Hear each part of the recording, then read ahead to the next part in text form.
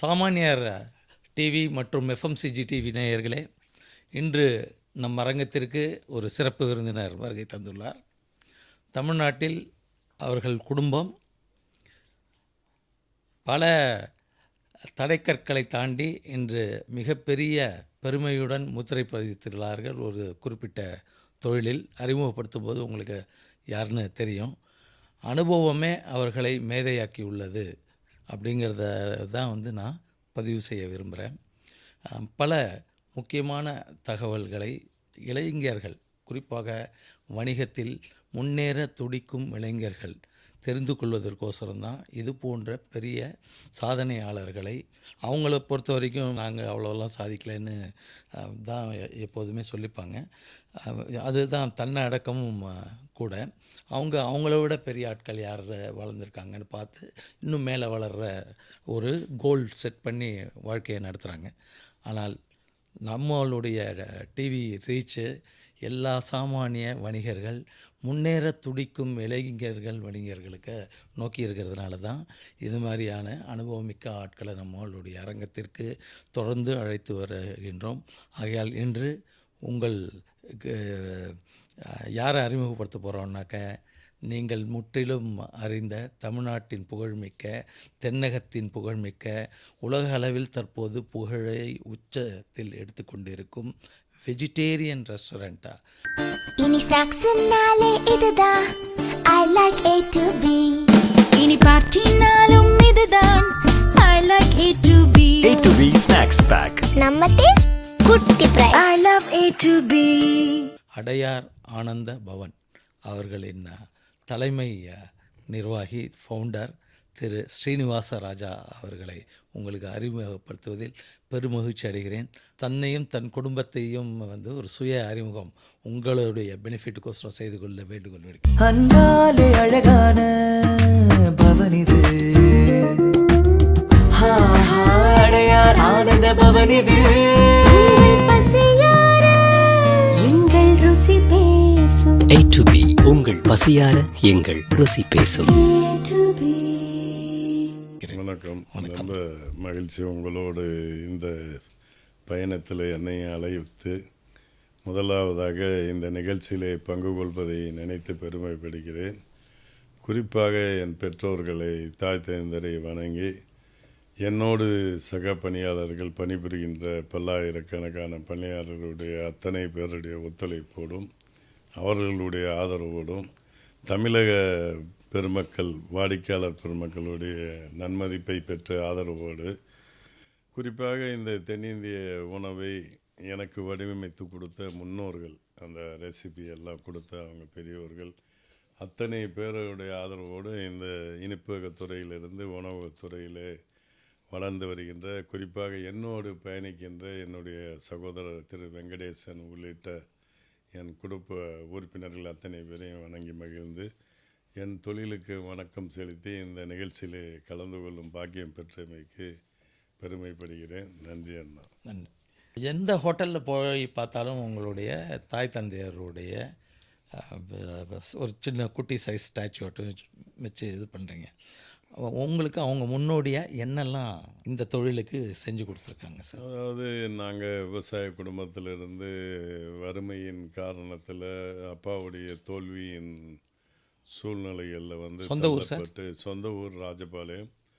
நாங்கள் விவசாய குடும்பத்தை சார்ந்தவர்கள். நாங்கள் விவசாய தொழிலை செஞ்சிட்ருக்கும்போது அப்பாவுடைய தொடர்ச்சியான தோல்வி, குடும்ப வறுமை, சூழ்நிலை சரியில்லாத ஒரு நேரம். 2 சகோதரிகள் திருமண வயதில் இருந்தாங்க.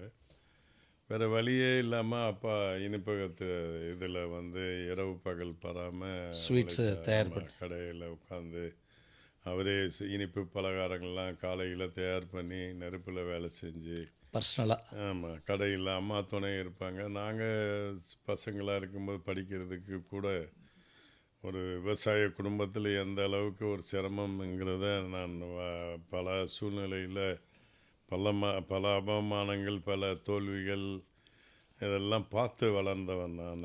நீங்களே பர்சனலாக பார்த்துட்டீங்க அதெல்லாம்? ஆமாம். எங்கள் குடும்பம் என்னை போல் எல்லா விவசாயிகள் வீட்டில் இருக்கலாம், இல்லாமல் கூட இருக்கும். எதிர்பாராத ஒரு இக்கட்டான சூழ்நிலையில் வந்து 14 வயசில் அப்பாவோட ஒரு நிறைய கனவுகளோட, ஒரு தோல்வியின் வலியோடு, ஒரு வேதனையோடு வந்து 1977 நானும் என் சகோதரன் திரு வெங்கடேசன் வந்து இந்த அப்பாவுக்கு துணையாக இனிப்புத்துறைக்கு வந்தோம். அவருக்கு துணையாக ராஜபாளையத்துலேருந்து சென்னை நோக்கி வந்துட்டீங்க. பெங்களூரில் போய் அப்பா கடை வச்சுருந்தாங்க. ராஜபாளையத்துலேயும் குரு ஸ்வீட்ஸ்னு ஒரு கடை வச்சுருந்தாங்க. அது அவ்வளோவா அவரால் நிர்வாகம் பண்ண முடியல. பெங்களூரில் வந்து 1975 அப்போ ஆரம்பித்தாங்க ஸ்ரீனிவாசா ஸ்வீட்ஸுன்னு. நாங்கள் வந்து போனது அண்ணனும் நானும் 1977 போனோம். அண்ணன் அப்படியே கொஞ்சம் கடையில் நின்று வியாபாரம் பண்ணுவார். அப்பாவுக்கு துணையாக நான் அப்பாவுக்கு உள்ளுக்குள்ள அடுப்பு. ஆமாம் பண்ணுவோம். எங்கள் அம்மா இவங்கெல்லாம் கூட இருந்து நிறைய உதவி பண்ணுவாங்க. இனிப்பு தொழிலில் என்னன்னா காலையில் 6 மணிக்கு எழுந்திரிச்சு அந்த கோதுமை அல்வாக்கு பால் ஆட்டுறதுங்கிறது ஒரு பெரிய கஷ்டமான வேலை. அந்த பாலை ஆட்டி முடிச்சுட்டு சுடுதண்ணி போட்டு அந்த உரலெல்லாம் கழுவிட்டு அதுக்கப்புறம் மசாலா அரைக்கணும். கையெல்லாம் எரியும். அந்த மசாலா அரைச்சதுக்கப்புறம் அப்பா கொடுக்குற அந்த ரெசிபி கையில் தான் ஆட்டினோம் பாரு. அப்போ இந்த அளவுக்கு கிரைண்டர் மிக்ஸி எதுவுமே இல்லாத காலம். அப்புறம் மசாலா எல்லாம் உலக்கையில் இடிக்கணும். அது டெய்லி எங்கள் கையெல்லாம் காய்ச்சிப்போ என் ரேகை இப்போ எனக்கு கை ரேகையே கிடையாது. பாத்திரம் கழுவி அந்த கல்லெல்லாம் கழுவி ரேகையே இல்லாத கை எனக்கு. யாராவது கை ரேகை ஜோதிடம் பார்க்கணுன்னு கையை நீட்டினா ரேகையை காணோமேம்பாங்க. அந்த அளவுக்கு தேஞ்சு போன கை. ஒரு கடினமான இக்கட்டான உழைப்பு. அந்த உழைப்பு அன்று அடித்தளம் போடுறதுக்கு சொல்லி கொடுத்த அப்பா அம்மா கொடுத்த ஒரு ஊட்டச்சத்துன்னு வச்சுக்கலாம். வாழ்க்கையில் வெற்றி பெறணுன்னா அம்மாவும் பெங்களூர் வந்தாங்களா? அம்மா தான் கூட வேலை செஞ்சாங்க. சிஸ்டருங்க 2 பேர் திருமண வயசு. எப்படியாவது வாழ்க்கையில் ஜெயிக்கணுங்கிற ஒரு விவசாய குடும்பத்தில் தொழிலில் வந்து எல்லாமே அந்த ஹார்ட் ஒர்க்குங்கிறது அந்த நேரத்தில் இயற்கையாகவும் இருந்தது. ஆமாம், ஒரு முயற்சியாக குடும்பமே சேர்ந்து ஒரு 4 சக்கரமாக பயணித்தோம். அன்று விதைத்த எங்களுடைய பயணம்ங்கிறது இன்றைக்கி வந்து அயராது எவ்வளோ இன்னல்கள் அவமானங்கள் எல்லாம் பார்த்தோம். பெற்றோர்களுடைய வழி, அவங்களுடைய விஷன், எதை நோக்கி போகிறாங்க, எதுக்காக பாடுபடுறாங்கங்கிறத நினைக்கும் பொழுது இன்று வரைக்கும் பார்க்கும்போது ஒரு தாய் தந்தையர் எத்தனை அளவுக்கு அவர்கள் தங்களுடைய வாழ்க்கையை தியாகம் செய்கிறாங்கங்கிற ஒரு சின்ன உதாரணம். ஒரு பானை சோற்றுக்கு ஒரு சோறு பதம்னு எங்கள் உணவு தொழிலில் சொல்லுவாங்க. ஒரு பெற்ற தாய், ஒரு தாயார் வந்து ஒரு குழந்தைய பெற்றாங்கன்னாலே அவங்களுடைய சந்தோஷமுங்கிற அந்த ஹாப்பினஸ் டைமுங்கிறது 25 வருடம் இழந்துடுறாங்கன்னு ஒரு புக்கில் படித்தேன். எங்கள் அம்மா என்னை 4வதாக பெற்றாங்க. அதை படித்ததுக்கப்புறம் நான், அம்மா நீங்கள் என்னை 4வதாக பெற்றீங்களே, எங்கள் குடும்பத்தில் 4 பேர், நீங்கள் தான் சின்னவர், கடைசி. ஓ. அப்போது கேட்கும்போது ஒரு தாய் இப்போ ஒரு குழந்தை பெற்றாலே 25 வருஷம் அவங்க சந்தோஷமான நேரங்களை இழந்துடுறாங்கன்னு ஒரு புத்தகத்தில் படித்தேனே. நீங்கள் 4வதாக என்னை பெற்றா அப்போ 100 வயசு சந்தோஷத்தை இழந்த மாதிரி நீங்கள் ஏம்மா என்னை பெற்றீங்கன்னு ஒரு விளையாட்டாக அந்த புக்கில் படித்த வேதனையோடு, ஒரு வேளை என்னை வேண்டான்னு சொல்லியிருந்தா நான் பிறந்திருக்க மாட்டேனே என்ன. இது ஏன் சொல்லுன்னா ஒரு தாய் தந்தையர் எவ்வளோ முக்கியங்கிற இதுக்காக பதிவு செய்கிறேன். அத்தனை சிரமத்தோடு நம்மளை வளர்த்து உருவாக்கி அவங்க அதுக்கப்புறம் பட்டு வந்தது. அவங்க அடிக்கடி சொல்லும் போது, நீ பிறந்ததுக்கப்புறம் தான் குடும்ப சூழ்நிலையே மாறிப்போச்சு, சிரமமே பட ஆரம்பித்தோன்னு எல்லாம் சொன்னாங்க. அப்படி அதை தாண்டி என்னை வளர்த்தாங்கங்கும்போது அப்போ எந்த அளவுக்கு அவங்க மேலே மரியாதை செலுத்தணும்னு அப்போ இருந்து மனசுக்குள்ளே நம்ம கும்பிட வேண்டிய தெய்வம் இவங்க தான். இன்றளவும் கூட ஒவ்வொரு முறையும் நான் என் நெத்தியில் வைக்கிற அந்த 3 இதுவும் வந்து எங்கள் அப்பா வந்து விபூதி வச்சு விடுவாங்க. எங்கள் அம்மா சந்தனம் வச்சு பின்னாடி பொட்டு வைப்பாங்க. எங்கள் நண்பர்கள்லாம் கிண்டல் பண்ணுவாங்க, 3 பொட்டு வச்சுவார்னு நிறைய பேர் சொல்லுவாங்க. இருந்தாலும் கூட இன்று கூட அவங்க ஆசையோடு பயணப்படுறதா நான் நினச்சி வரேன். ஆகவே எங்கள் நிறுவனத்தில் முதல்ல போய் முதல் சோறு, முதல் படைப்பு எல்லாமே அவங்கள தாய் தந்தையர் தான். எல்லாருக்கும் அது பொருந்தும், எல்லா தாய் தந்தையருக்கும் பொருந்தும். இதிகாசத்துலேயும் சொல்லியிருக்காங்க, பெற்றோர்கள் தான் அன்னையும் பிதாவும் முன்னறி தெய்வம். அந்த வரிசையில் பார்க்கும்போது தந்தை தாய்க்கு தான் முதல் இருந்திருக்கு. அவங்க கொடுத்த அடித்தளம் என்னை வளர்த்த விதம், நாங்கள் போட்ட அவர் கொடுத்த தொழில் வளர்ச்சிக்கு தேவையான இதெல்லாம் கொடுத்தாங்க. அவங்க எந்த டைரெக்ஷனில் சொன்னாங்களோ, உழைப்பு அது நேர்மை, மற்றவங்க பலனுள்ளதாக நம்ம வாழணுங்கிறது எங்கள் அம்மாவும் அப்பா அடிக்கடி சொல்லுவாங்க. அம்மா சொன்ன ஒரு அடிக்கடி நான் நிறைய நிகழ்ச்சியில் பதிவு செஞ்சுருக்கிறேன். வாழ்க்கையில் ஒரு நல்ல நிலைக்கு வரணுன்னா நம்ம நல்ல உழைப்பு, திட்டமிடுதல், நல்ல செயலாக்குறதுல முக்கியம். கசங்காமல் இருந்தோன்னா வாழ்க்கையில் சாதிக்க முடியாதுன்னு பல நிகழ்வுகளில் ஒப்பிட்டு சொல்லுவாங்க. இப்போ அதை நிறைய பேருக்கு நான் சொல்லியிருக்கேன். வேர்க்கடலைக்கு ஒரு மதிப்பு இருக்குது, அதை கசக்கி எடுத்தால் பிழிஞ்சா வேர்க்கடலை எண்ணெய் வரும், அந்த எண்ணெய்க்கு மதிப்பு கூட. அப்புறம் கொப்பரை தேங்காய்க்கு ஒரு விலை இருக்குது, அதை பிழிஞ்சு எடுத்தால் தேங்காய் எண்ணெய் வரும், அதுக்கு ஒரு விலை கூட. ரோஜா மலர் பார்த்தா அதுக்கு ஒரு விலை இருக்குது, அதை அத்தராக மாற்றி சென்ட்டாக மாற்றினா அதுக்கு விலை கூட. நீயும் கூட கசங்காமல் இருந்தேன்னா உனக்கு ஒரு விலை இருக்குது, நீ வாழ்க்கையில் கசங்கி முன்னுக்கு வந்தேன்னா உனக்கு விலையே இல்லைம்பாங்க. அருமையாக சொன்னீங்க. அப்போ இருக்கும்போது நான் அப்பாவுக்கு கிளீனர் வேலை தான் பண்ணுவேன். பாத்திரம் கழுவுறது, கிளாஸ் கழுவுறது, எடுபடி வேலை பண்ணுவேன். அப்போது விளையாட்டாக எங்கள் அம்மாட்ட கேட்டேன், அம்மா கடையில் வேலை செய்கிறவங்களுக்கெல்லாம் சம்பளம் ஜாஸ்தி தர அப்பா எனக்கு மொத்தம் ஒரு நாளைக்கு 25 பைசா கணக்கு போட்டிருக்காருமா, காலனாம் அது மதிப்பு, அதை கொஞ்சம் கூட்டி கொடுக்க சொல்லுமா, என் மதிப்பை நான் கூட்டணும்னு சொன்னேன். அப்போ எங்கள் அப்பா சொன்ன அந்த வார்த்தை அதை ஒரு வருத்தமாக தான் இருந்தது. உன் திறமைக்கும் உன் முகத்துக்கும் இவ்வளோதான்டா விலைன்னார். அப்படிங்கிற மாதிரி அன்றைக்கி மூஞ்சி வைப்பார். உன் முகத்துக்கும் உன் திறமைக்கும் 25 பைசா ஜாஸ்தின்னாரு. காலனா கூட பெறாதவனா நான்னு கேட்டேன், விஷயம் தெரியாமல். என்ன அது ஆழமாக இருந்தது. அப்போ எனக்கு 15 வயசு. 15 வயசில் அந்த வருத்தமான ரொம்ப வேதனைப்பட்டேன், அழுகையே வந்தது. கண்ணாடியில் அப்போ தான் என் முகத்தை போய் பார்த்தேன். இப்பயும் கூட நான் என்னை மேம்படுத்துறது கிளாஸை பார்த்து தான் என் ஃபேஸை பார்த்துக்குவேன். காலையில் எழுந்திரிச்ச உடனே முகத்தை பார்த்துட்டு நானே எனக்கு மார்க் போட்டுக்குவேன். வெரி குட், சூப்பராக, நேற்று நல்லதாக பண்ணிட்டேன், இன்றைக்கி நீ நிறைய சாதிக்க போகிற, நாளைக்கும் சாதிக்க முயற்சி எடுக்க போகிறேன்னு என் ஃபேஸை பார்த்து நானே மார்க் போட்டுக்குவேன்.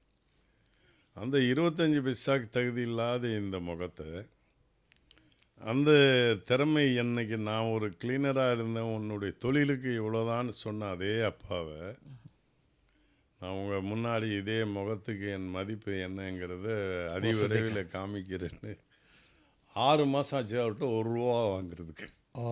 அவர்கிட்ட சேலஞ்ச் பண்ணிட்டீங்களா? பண்ணிட்டேன். ஸ்வீட் போட கற்றுக்கிட்டேன், காரம் போட எல்லாம் கற்றுக்கிட்டேன். ஏன்ப்பா மாஸ்டருக்கு ₹200 300 கொடுக்குறீங்களே, எனக்கு 50 பைசா கொடுக்கக்கூடாதான்னா அதெல்லாம் முடியாது. அது இந்த ஒரு திட்டமிடுதல் எப்படி செயல்படுத்துதலுங்கிறது, அந்த ₹1 கொடுத்து ₹30 சம்பளம்னு ஃபிக்ஸ் பண்ணும்போதே மிக வருத்தத்தோடு தான் கொடுத்தாரு. நான் சொன்னேன், இதே முகம், இதே சீனிவாச ராஜா அப்புறம் உனக்கு கல்யாணத்துக்கு அப்புறம் போட்டேன், ஒரு நாளைக்கு ₹1,00,000 என் முகத்துக்கு விலை வைக்கிறேன்னு. அவர் உன்னால் முடியாதுன்னாரு. அப்போ தான் அம்மா இந்த கதையை சொன்னாங்க, தம்பி கசங்காமல் விலையை நிர்ணயம் பண்ணேன்னா வாழ்க்கையில் ஜெயிக்க முடியாதுன்னு. அது எல்லாருக்கும் அடிக்கடி நான் மீட்டிங்கில் சொல்லுவேன். அப்போ அவங்க தாய் தந்தை 2 பேருமே கஷ்டத்தை ரசித்து மேலே வந்திருக்காங்க. கண்டிப்பாக ரசித்து தான் மேலே. இல்லை சார், எல்லா தாய் தந்தையுமே ஒரு தாய் குழந்தை பெற்றுக்கிறதுங்கிறது நம்ம வார்த்தையில் சொல்ல முடியாது. அனுபவம் நமக்கு தெரியாது. நெருப்பு சுட்டா பொசுங்கன்னு தெரியும், டேஞ்சர், கரண்ட்டில் தொடாதீங்க டேஞ்சருமாங்க, தொட்டு பார்க்க அறியாமை. இந்த தாயுடைய பிரசவ வலிங்கிறது, இந்த செல்ஸ் ஊசி குத்துறது எப்படி வலிக்குமோ ஒரு ஊசி, அதை மாதிரி ஒரு 300-500 ஊசி அட் எ டைம் வச்சு குத்துறதுக்கு உண்டான பெயினை விட கொடுமையானது டெலிவரி டைம். அதை ஒரு குழந்தை பெற்றதுக்கப்புறம் இன்னொரு தாய் மறுமுறை பெற்றெடுத்தாங்க பாருங்கள், அந்த வலியை உணர்ந்த அப்புறம் அது எவ்வளோ, 2வது பிறப்பவர்கள் எவ்வளோ இது. அதை மாதிரி நான் 4வது பிறந்தவன். அப்போ எங்கள் அம்மாவை பார்க்கும் போதெல்லாம் சந்தேகம், அதுதான் பிறந்துட்டே விடா, இன்னும் திரும்பி அந்த சந்தேகத்தையே எடுக்கிறேன்பாங்க. பிறந்ததுக்கப்புறம் எனக்கு ஜாதகத்துக்கு மேலே நம்பிக்கை கிடையாது. பட் என் நேரம் தான் ரொம்ப குடும்பத்தை நம்பிக்கை அப்போ கிடையாதா, இப்போவும் கிடையாதா? இப்பயும் கிடையாது. இப்போவும் கிடையாது. கிடையாது கிடையாது. அதனால் இதெல்லாம் பெற்றோர்கள் முக்கியத்துவம் கொடுக்கணும்னு எல்லாருக்கும் நான் தெரியப்படுத்துறது என்னென்னா, பெற்றதே பெரிய பாக்கியம். அதை விட நம்மளை வளர்த்து உருவாக்கி இந்த நிலைக்கு கொண்டு வந்து அதை விட பெரிய பாக்கியம். பார்க்குற கடவுள், பார்க்காத கடவுள், எதிர்பார்க்காத கடவுள் எல்லாமே பெற்றோர்கள் தான். தாய் தந்தையர் தான். ஆமாம். அதனால் இதிகாசத்துலேயும் விநாயகர் பெருமான் சொல்லியிருக்கார், அண்ணன் அப்பாவும் அம்மா இல்லாமல் அகில உலகம் எதுவுமே கிடையாது. ஆகவே எல்லோருக்கும் நம்ம நான் ஒவ்வொரு முறையும் பேசும்போது இளைஞர்களுக்கோ மற்றவங்களுக்கோ யாருக்கு இருந்தாலும் தன் திறமை எவ்வளோதான் அளப்பரிய லெவலில் இறைவன் கொடுத்தாலும் கூட, நல்லா படிக்கிறோம், நல்ல அனுபவம் இருக்குது, நிறைய நம்மக்கிட்ட எதிர்பாராத சில சக்தியெல்லாம் வரும். இருந்தாலும் திறமையும் அதிர்ஷ்டமும் சேர்ந்து தான், லக்குங்கிறது சேர்ந்து தான் சக்ஸஸ்ஸு. அதிகப்படியான திறமை, மோர் ஸ்கில், மோர் லக், அதிகப்படியான அதிர்ஷ்டம், இது எக்ஸ்ட்ராடினரி சக்ஸஸ் ஆகுது. ஆகவே ஒரு மனிதன் முழுமையாக சக்ஸஸ் ஆகணும்னா தாய் தந்தையருடைய ஆசீர்வாதம் எல்லாமே அமைஞ்சு வரணும். என்கிட்ட தனி திறமை இருக்குது, நான் வெற்றியாளன் ஆயிடுவேங்கும்போது அதோடு சேர்ந்து இந்த அதிர்ஷ்டமும் சேரும்போது வெற்றி சக்ஸஸ் ஆகுது. அதை நான் எங்கள் பெற்றோர்கிட்ட தெரிஞ்சுக்கிட்டேன். உங்களுடைய வெற்றி எந்த அளவுக்கு உங்கள் ஃபாதரும் மதரும் பார்த்தாங்க? நிறைய உச்சத்துக்கு வந்த லெவலில் பார்த்தாங்க. எங்கள் அப்பா நான் ஒரு 40-50 பிரான்ச் போகிற அளவுக்கு வளர்ந்தப்பையும் இருந்தாங்க. ஒவ்வொரு முறையும் நான் வறுமை சூழ்நிலையே பார்த்த நாட்கள், அந்த முகத்தை பார்க்கும்போது நான் இலக்கு நிர்ணயம் பண்ணுறது காலையில் மார்னிங் என் முகத்தை பார்த்து ஃபிக்ஸ் பண்ணுவேன். மிரரில் பார்த்துட்டு நம்ம இந்த நிலையில் இருந்தோம், நம்மளை யாரெல்லாம் ஏளனமாக நம்மளை பார்த்தவங்க, சமுதாயத்தில் எப்படி எதிர்பார்க்குறாங்க, எதை நோக்கி நம்ம பயணப்படணும், எதை வச்சு இப்போ அப்பா எப்படி முகத்தை பார்த்தும் திறமையை பார்த்தும் நானாரோ அதை மாதிரி எல்லோரும் இனிப்பகத்தில் பல பிராண்டுகள்லாம் இருந்தாங்க. நான் வரும்போது 77 உள்ளே வந்தேன். அதுக்கப்புறம் எங்கள் அப்பா 88 மெட்ராஸில் கூப்பிட்டு கடையை கொடுத்தாங்க. அப்பா தான் இந்த இது அப்பாவும் அண்ணன் தான் முதல்ல நார்த் மெட்ராஸில் வந்தாங்க. அதுக்கப்புறம் நான் பெங்களூர்லேயே இருந்தேன். ஓகே. ஒரு 13 வருஷம் பெங்களூரில். பட் இனிப்பகம் தான் உங்களோட ஸ்டார்டிங் சோர்ஸ் ஆஃப் இனிப்பமும் ப்ளஸ்ஸு விவசாயமும். இப்போ எல்லா ஹோட்டல்ஸ்லேயும் உங்களதில் ஒரு இனிப்பகமும் பெரிய லெவல்லையே. ஆமாம், அது ஒரு நம்மளுடைய ஒரு குடும்ப தொழில் மாதிரி இருந்ததுனால எங்களை வளர்த்தது அந்த தொழில் தான். எங்களை இந்த அளவுக்கு வசதி கொடுத்தது, எங்களுக்கு அடையாளப்படுத்தியது அடையார் ஆனந்த பவனுங்கிற இனிப்பகம். அந்த அடையார் ஆனந்த பவன்கிற பேர் மாற்றினீங்க சார்? ஏன்னா ஃபஸ்ட்டு ஸ்ரீனிவாசா ஸ்வீட்ஸ் குரு ஸ்வீட்ஸ் வச்சுருந்தாங்க. பெங்களூரில் போய் ஸ்ரீனிவாசா ஸ்வீட்னு வச்சாங்க. மெட்ராஸில் ஆரம்பிக்கும் போது எங்கள் அக்கா ஆனந்தின்னு இருந்தாங்க. நிறைய ஆரிய பவன், அகர்வால் பவன் இனிப்பகங்கள் இருந்ததுனால எங்களுக்கெல்லாம் வழிகாட்டி அவங்க தான். நமக்கு பல தொழில்களை அவங்ககிட்ட தான் கற்றுக்கிட்டோம். அவங்கெல்லாம் இருக்கும்போது அந்த ஒரு வெற்றியாளர் எப்படி பயணிக்கிறாரோ அதை பார்த்து மற்றவங்க போகிற அந்த சூழ்நிலையில் நாங்களும் அந்த அக்கா ஆனந்தி பேரை யூஸ் பண்ணிக்குவோம் அப்படின்ட்டு. எங்கள் அக்காவை அதிர்ஷ்டம் இல்லாதவங்கன்னு நிறைய பேர் சொல்லுவாங்க. குடும்ப சூழ்நிலை, வறுமை, அந்த பொண்ணு அதனால் அந்த வறுமை, அந்த அதிர்ஷ்டம் இல்லைங்கிறத நம்ம மாற்றணும்னு கஷ்டப்படுச்செல்லாம் இதில் இந்த மாதிரி விமர்சனங்கள் பேரை வச்சோம். அந்த பேர்லேயே ஆனந்தம் இருக்குது, அதனால எங்கள் வாழ்க்கையும் ஆனந்தமாச்சு. அவங்க பேர் தான் நாங்கள் வச்சோம். சிஸ்டர் அது ஸ்ரீ ஆனந்த பவன் வச்சோம். மெட்ராஸில் ஆரம்பித்தோம் 79 நார்த் மெட்ராஸில். ஆமாம், வண்ணாரப்பேட்டை ராயபுரமில் ஆரம்பித்தோம்.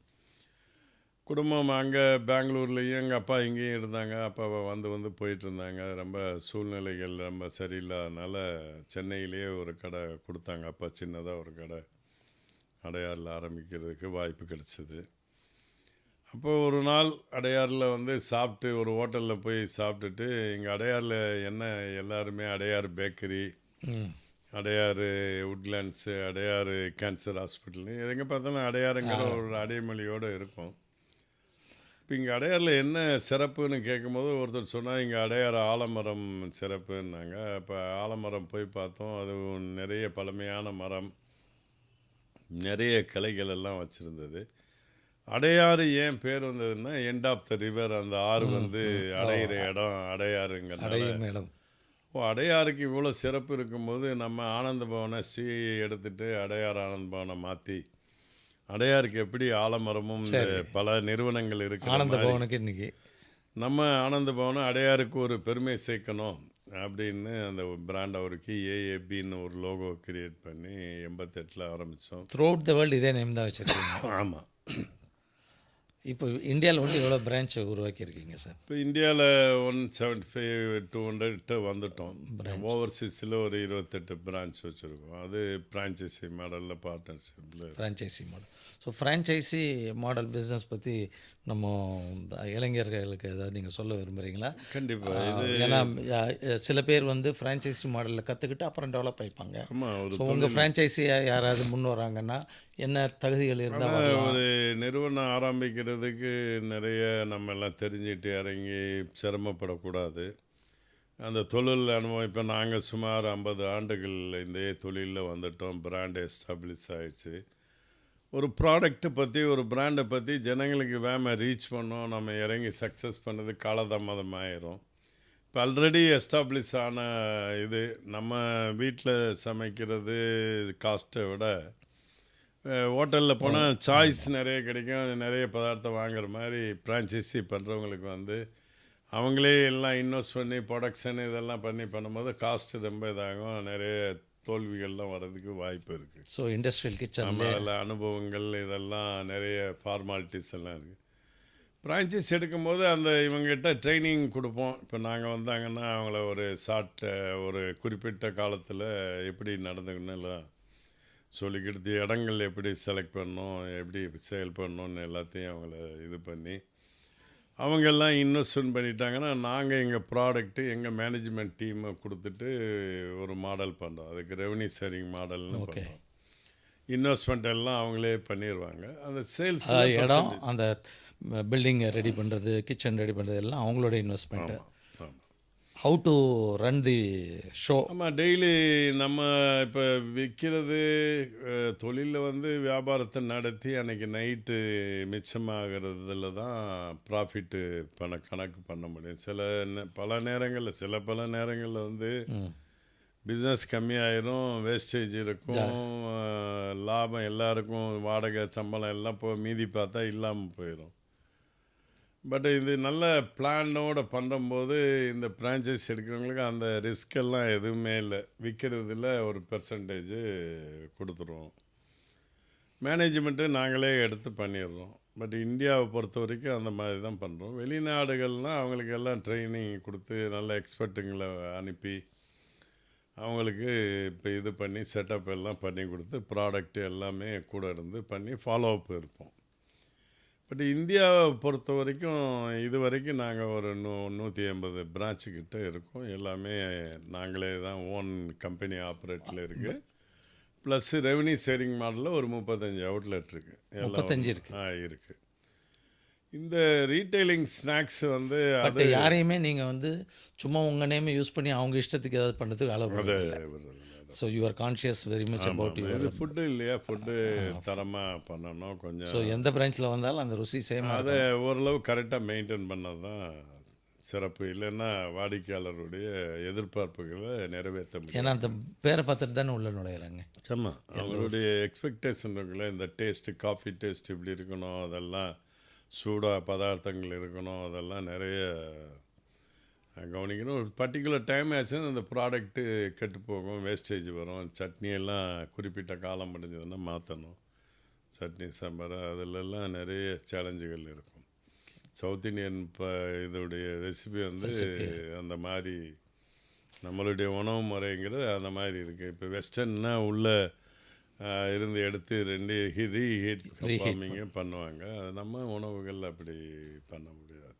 சார் எனக்கு பர்சனலாக இந்த ட்ரேடர்ஸ் இவங்களுக்கே நான் இருந்து நான் ஸ்டாப் சர்வீஸ் கொடுத்து அவங்க முன்னேற்றங்கள் நல்லா இருக்கணும்னே மைண்டு இருக்கிறதுனால ரொம்ப ஹாப்பி மூமெண்ட்ஸ் ஒரு அடையார் ஆனந்த பவன் அப்படின்னு நினச்சேன்னாக்க எனக்கு சின்ன வயசுலேருந்து நம்ம பார்க்குறச்ச பல மல்டிநேஷ்னல் நிறுவனங்கள் தான் இந்தியாவில் வந்து வணிகம் பெரிய லெவலில் செலவு பண்ணி பண்ண முடியும். ஏன்னா அந்த ஃபாரின் எக்ஸ்சேஞ்சுடைய பலம் அவங்கக்கிட்ட இருந்ததுனால. ஆனால் எப்போ வந்து இந்த உலகம் சிம் கார்டு வந்த அப்புறம் சுருங்கிச்சோ, எப்போ இவ்வளோ டிவி சேனல்ஸ் யூடியூப் சேனல்ஸ் எல்லாம் அதிகரிச்சதோ அதோடைய பயணம் ஒரு ஹோட்டல் ரெஸ்டாரண்ட் செயின் ரெஸ்டாரண்ட்டாக இந்தியாவில் மட்டும் இல்லாமல் இந்தியன்ஸ் த்ரூஅவுட் த வேர்ல்டு எல்லா இந்தியன்ஸ் இல்லாத நாடு பை அண்ட் லார்ஜ் இல்லை. போய் அந்த மாதிரி அந்த பாப்புலேஷன் அங்கே செட்டில் ஆகி பர்மனன்சியும் அங்கே இருக்கிறதுனால தான் இந்தியன் ரெஸ்டாரண்ட்ஸ் இந்தியன் மல்டிநேஷ்னல் ரெஸ்டாரண்ட்டாக ட்ரூ இந்தியன் மல்டிநேஷ்னல் அப்படின்னு ஒரு பிராண்டட் மற்ற ஐட்டங்கள்லாம் அவ்வளோ ஈஸியாக வர முடியுதோ இல்லையோ, நம்ம ரெஸ்டாரண்ட் பிஸ்னஸ்ஸு ஒரு ஐ ஓப்பனராக வந்திருக்கு. நீங்கள் வந்து இந்தியாவில் மட்டும் எவ்வளோ எம்ப்ளாயீஸ் வச்சுருக்கீங்க சார்? இந்தியாவில் மாத்திரம் ஒரு 14,000 பேருக்கு 14,000 பேர் மேலே இருக்கு. அதாவது ஒரு ரெஸ்டாரண்ட்டுக்கு 2 ஷிஃப்ட்டு தேவைப்படும். ஓகே. நாங்கள் ஆப்ரேஷன் டைம் வந்து காலையில் 7 மணிக்கு ஆரம்பித்து நைட்டு 11 மணி வரைக்கும் இருப்போம். பேக்கெண்ட் அதாவது ப்ரொடக்ஷனில் வேலை செய்கிறவங்க, ஸ்டோரில் இருக்கிறவங்க, அப்புறம் ஃப்ரண்ட்டில் சர்வீஸ் பண்ணுறவங்க, சூப்பர்வைசிங்கு, டிஷ்வாஷு, செக்யூரிட்டி, இந்த மாதிரி எல்லா இதுலேயும் ஒரு கஸ்டமர் உள்ளே வந்தாங்கன்னா அவங்க பின்னாடி 15 பேர் வேலை செய்ய வேண்டியது வந்துடும். இப்போ ஒரு ரெஸ்டாரண்ட்டு ஒரு மிடில் சைஸ் ரெஸ்டாரண்ட்னா ஒரு 3,000 ஸ்கொயர் ஃபீட்னா அங்கே ஒரு 100 எம்ப்ளாயி வேணும். 3 to 4, 5,000ன்னா ஒரு 150 சீட்டு இருக்கிற ரெஸ்டாரண்ட்டுன்னா அங்கே ஒரு 150 பேர் வேலைக்கு வைக்கணும். அவங்க லீவு மாற்றணும், வீக்லி ஆஃப் எல்லாம் கொடுக்கணும், அப்புறம் சிக் லீவ் எல்லாம் எடுப்பாங்க, அதிலெல்லாம் ட்ராவல் போவாங்க. அதெல்லாம் இப்போ வர்ற சர்வீஸு மேனேஜ் பண்ணோன்னா இதாகும். ப்ரொடக்ஷனு, அப்புறம் பேக் என்ட்ரி, பேக் ஆஃபீஸு இதெல்லாம் பார்த்தா இப்போ 100 கடை வச்சுருந்து 100 பேர்னாலே 10,000 பேர் ஆயிடுச்சு. அப்படி ஆமாம். அதனால் அப்படியே இப்போ பின்னாடி இதெல்லாம் நிறைய வேலை செய்யணும், ட்ராவலிங், டெலிவரி இதெல்லாம் பார்க்கும்போது இப்போ 17,500. எங்கள் ஆப்ரேஷன் வந்து 7 மணி கடை திறக்கிறோன்னா, பட் எங்களுடைய ப்ரொடக்ஷன் வந்து நைட்டு 3 மணிக்கு ஆரம்பிச்சிடுவாங்க. முதல் நாள் நைட்டெல்லாம் ஊற வைக்கணும், அரைக்கணும், வெஜிடபிள் கட் பண்ணோம், எல்லாம் டிஃபனுக்கு காலையில் எல்லாம் ரெடி பண்ணோம். அதுக்கப்புறம் உடனே மிட் பிரேக்ஃபாஸ்ட்டுக்கு நடுவில் ஒரு செஷனுக்கு ஏற்ற மாதிரி பொருள் லஞ்சுக்கு ரெடி பண்ணோம், அப்புறம் ஈவினிங் ஸ்நாக்ஸ் ரெடி பண்ணோம், அப்புறம் டின்னரு எல்லாமே ஒரு 3 hours வெஜிடபிள் ப்ராசஸிங், க்ளீனிங்கு, கிரைண்டிங்கு இதெல்லாம் ரெடி பண்ணி வச்சு அப்புறம் சர்வ் பண்ணோம். டெஸ்பேட்ச் இருக்குது, அப்புறம் பேக்கிங் வந்து இப்போ ஆன்லைன் சேல்ஸ்லாம் நிறைய வந்ததுனால எல்லாத்துக்கும் ஒரு பின்னாடி அந்த செயினுக்கு கனெக்ஷனுக்கு இந்த மாதிரி. எவ்வளோ சென்ட்ரலைஸ் கிச்சன் ஒன்று தானா இல்லை நிறையா தேவைப்படுதா சார்? தமிழ்நாட்டில் வந்து சென்னையில் பெரிய சென்ட்ரலைஸ் கிச்சன், இண்டஸ்ட்ரியல் கிச்சன். கோயம்புத்தூரில் ஒன்று இருக்குது, தஞ்சாவூரில் ஒரு கிச்சன் இருக்குது. அங்கேருந்து ஒரு பக்கத்தில் இருக்க. நீங்கள் தஞ்சாவூர்னு மென்ஷன் பண்ணதுனால இன்றைக்கி மார்னிங் உங்களை நேர்காணல் செய்கிறதுக்கு போகிறேன்னு சொல்லி என் மனைவிக்கிட்ட சொல்லியிருந்தேன். அவங்க சொன்னாங்க இவங்களை வந்து தஞ்சாவூர் ஸ்பெஷல் ரெஸ்டாரண்ட்டாக ஒன்று ஆரம்பிக்க சொல்லுங்களேன், நீங்கள் சஜஷனாக வந்து நான் சொன்னேன்னு சொல்லுங்கள் சார். ஒரு ஒரு ஊருக்கு ஒரு உணவு ஏன்னா உணவு முறை அது கண்டிப்பாக வந்தால் தஞ்சாவூர் ஃபுட் ஒண்டி நல்லா கிடைக்கும். ஆமாம் ஆமாம், அது இருக்குது நிறைய. பட்டு அழகான தமிழ் பாடலோட தஞ்சாவூர் மண் எடுத்து தாமரை தண்ணி எடுத்து, தஞ்சாவூர் மண்ணுக்கு ரொம்ப இது விளைச்சல். இப்போ சோறு சாப்பிட்றதெல்லாம் வந்து காவேரி பெல்ட் அங்கே தஞ்சாவூர் மண்ணுக்கு ஒரு பெரிய சிறப்பு இருக்குது. என் ஒய்ஃப் உங்ககிட்ட அது கண்டிப்பாக அது செய்யலாம். ஆமாம் சார், அது நிறைய பதார்த்தங்கள் இருக்குது ஒரு ஊருக்கு. இப்போ ஒரு கும்பகோணம்னாலே ஒரு சில ஐட்டங்கள் எல்லாம் இருக்காங்க. கடப்பாலாம் அங்கே தானே, கடப்பா, கும்பகோணம் கடப்பா, டிகிரி காஃபி, அந்த காஃபி சிக்கரி இல்லாத காஃபி 3:30 மணிலேருந்து கிடைக்கும். ஆமாம், சிக்கரி கலக்காத காஃபி வந்து கும்பகோணம் டிகிரி காஃபிங்கிறது. சிக்கரி இல்லாமல், பட் சிக்கரிங்கிறது உடம்புக்கு நல்லது. பட் அந்த ஸ்ட்ரக்சர் வந்து இது இவங்க காலையில் எந்திரிச்சு அந்த கொஞ்சம் கொஞ்சமாக சிப் பண்ணி காப்பி குடிக்கிற ஸ்டைல் ஒன்று. கும்பகோணத்துல வந்து அப்படியே அந்த டபரா செட்டில் ஆற்றி ஒரு வெது வெதுப்பாக சூடாகவே இருந்து அப்படியே தூக்கி குடிச்சிடுவாங்க. அந்த ஒரு சூடாக சூடோட குடிப்பாங்க அவங்க. குடிப்பாங்க. அது இங்கே சென்னையை பொறுத்த வரைக்கும் அவங்க அந்த சூடு சிப் பண்ணி அந்த மார்னிங்கில் காசி அல்வாலேருந்து கிடைக்குங்க. ஆமாம் நல்லா இருக்கும். திருவாரூரில் திருவையாறில் நிறைய ஃபேமஸ் இருக்காங்க நிறைய பேர். கும்பகோணத்துக்கு பல சிறப்பு, தஞ்சாவூருக்கும் நிறைய ஸ்பெஷாலிட்டியா. ஆமாம். ஏன்னா உங்களுடைய குடும்ப மேரேஜ் ஒன்றுத்துக்கு வந்தபோது நீங்கள் இன்டர்நேஷ்னல் ஸ்பெஷாலிட்டியில் கவுண்டர்ஸ் வச்சு பண்ணீங்க. இதையும் பண்ணியிருந்தோம். இப்போ ஜென்ரலாக அடையார் ஆனந்த பவன் எல்லாமே கிடைக்குது உங்களுக்கு.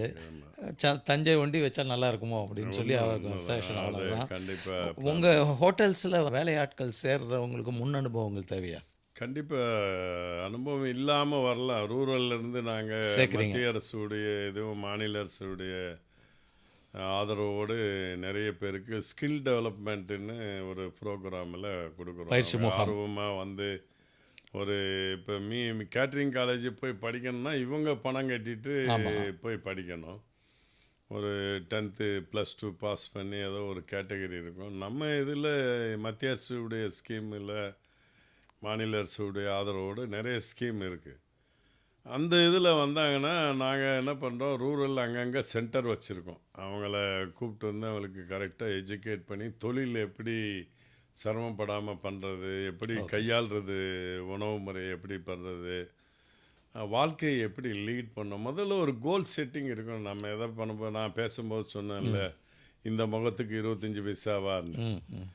அந்த நானே கண்ணாடியில் கேட்டேன், இந்த முகத்துக்கு என்னைக்கு ₹1 கிடைக்கும், என்னைக்கு ₹10 கிடைக்கும்னா அந்த இலக்கோட நோக்கி பயணப்பட்டேன்.